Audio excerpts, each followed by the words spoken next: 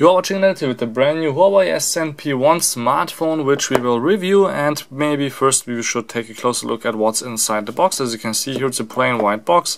On the back there it doesn't say too much, but on the side here actually it has all the technical details, but we have actually a little bit more than this for you inside, because the PR agency gave us a little bit more information about the phone here on a little paper, which is kind of hard to get out, but you can see here actually that we have a 1800 mAh battery, which is quite interesting. That's more than the Samsung Galaxy S2 has. 1.3 megapixel front camera, for Android 4, a 1.5 GHz dual-core processor, and 4.3-inch display, and it's one of the thinnest phones in the world with 7.69 millimeters in thickness. And yeah, this is a quite nice phone. Inside the box we have of course some manuals, not too thrilling. Then of course the micro USB cable, which is white in this case, like with the HTC ones. Then we have actually here a headphone, which is not in ear, and it's also a headset with of course button here where you can answer your calls. And also on we have a USB of course adapter, which gives out 1 amp at 5 volts, standard USB 2.0, and you can see here on the front it says Huawei, so it's kind of like with the Apple iPhone. So let's take a closer look at the phone itself. You can see here on the side we have a settings button, home button, and back button. Then on the side of the phone, micro SD card reader here behind the little flap there. Could be your micro SD card. Then we have actually an on and off switch here on the side also, like with Samsung, so it's perfect for your thumb. Then on the other side we have a volume rocker. On the bottom there is the microphone and nothing else. It's quite glossy. On the top we have also here the SIM card reader, which supports standard SIMs, not micro SIMs, a micro USB, and of course the headphone or headset port. On the back, full HD camera, 8 megapixel double flash, and here's the camera itself. On the bottom there is a speaker. So on the front 1.3 megapixel, as I were able to say, and here on the top there's actually an LED which is blinking green right now. It would be red if there would be less battery, but it's blinking green right now because we don't have a SIM card inside. But you can see that we can go right away into text messages, camera, unanswered calls, or here on the side you can just simply unlock it. That's what we will do right now, and you can see right away that it's really in the 2D version of this interface, because there's a 3D version also, which is created by Huawei, but you can use the standard Android 4.0 here also, ice cream sandwich. This is so beautiful, if you would ask me. It's just quite nice to look at. We will go to Google Currents and Tech Focus, and you can see here right away we have some news and of course some videos also here inside our newsfeed. So you should check out actually Tech Focus in the Google Currents section. And then we have of course here a file manager integrated, which is quite nice because we shot some full HD videos of course, as you will be able to see here. It was in a nightclub, so we will try out how this looks at. We tried actually how the camera captures full HD, but you can see on the top in the club the colors are actually quite good, and it's sharp also, even though there's not too much light. We shot also, we have also a movie on here which is called Pirates of the Caribbean, and we will just start over, and then you can see that full HD movies are playable on the device but are not perfect. I will try. There is actually only the software decoding working on this device, and you cannot go forward, and the sound is not working right now, so the dual-core 1.5 GHz processor is not optimized for this program. We can of course try also the standard Huawei program, and then it says video cannot be played.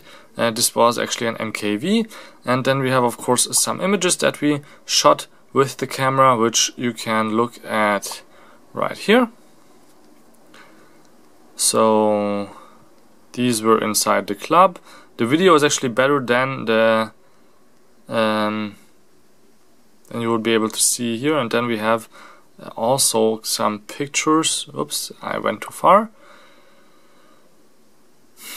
Images, maybe go to SD card. There is no SD card, internal, DSIM, camera, and then we have the pictures here again. So you can choose if you want to just see different types of images or programs and files, or you can go directly into the folder structure. Let's go to the camera, which should give us some really nice pictures.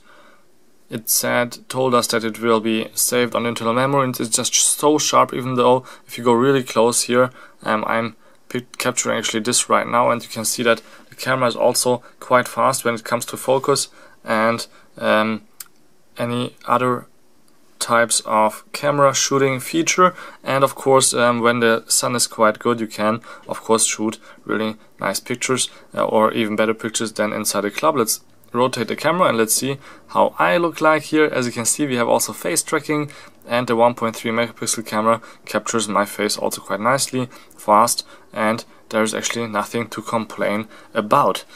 So we have also some games on here, for example Riptide GP to try out. I think this is the full version. It was for free for a few days on Google Play Store, in the Google Play Store. I have no clue what I was just doing right now. I just hit always next, and then we will see how this water looks like here on this nice device. This is a jet skiing game, so as you can see here, the graphics are quite stunning, looks quite good, and of course the sound is perfect also. We are in position 1 right away, and you can see that there is actually no problem here in the game at all in terms of playability. And let's just go out of the program and start, for example, maybe Angry Birds also, but you can actually see that programs start quite quickly also on this device. So this is one beautiful heck of a smartphone, but as I said, it's a little bit too late to the game, since other companies like Samsung have already better games here on, or better devices here on this on the market out now. They should have brought this device maybe 2 years earlier here. So this was the Samsung or the Huawei SNP1 in a short little review. Maybe let's try playing a little bit music for you so you can hear the sound quality. This is Vivaldi. I think it could be a little bit louder, but otherwise it's quite okay.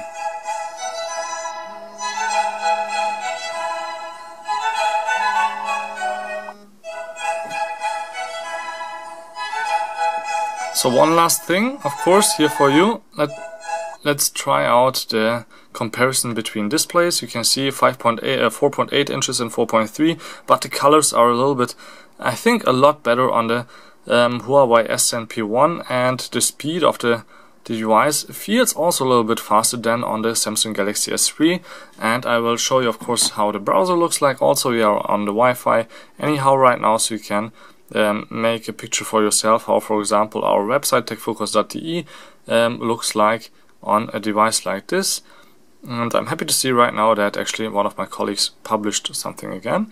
So you can see it's quite fast, you can zoom in and out quite quickly, and what I really love the most is that it rotates so fast and still with animation, and we can also use the keyboard perfectly. Let's just go here, and then we can type endeavor.com in no second, and it opens it right away. Of course, especially if we have